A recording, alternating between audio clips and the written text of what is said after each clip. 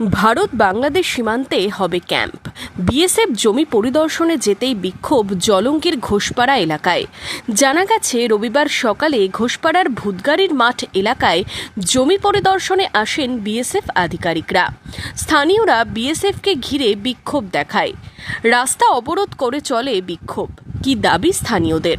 কেন্দ্র রাজ্য দুটো আছে। আচ্ছা, দুজনেই ছিল। হ্যাঁ, আপনার লাল নিশান দিছে, এই জন্য মানুষ একে সংগঠন হয়ে গেল, দিয়ে আপনার নিশান ফিরে ফেললো, রাস্তা অপরাধ ফিরে ফেললো।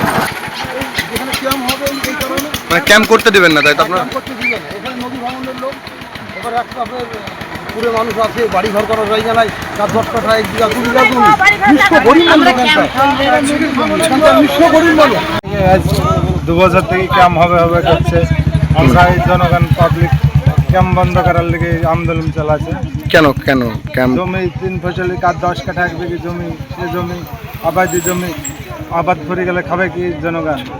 ওই কারণে কি বিক্ষোভ? গরিব মানুষ কার 10 কাঠা কার 1 বিঘি করে জমি, এই জমি কাঢ়ি নিলে পরে খাবে কি মানুষ?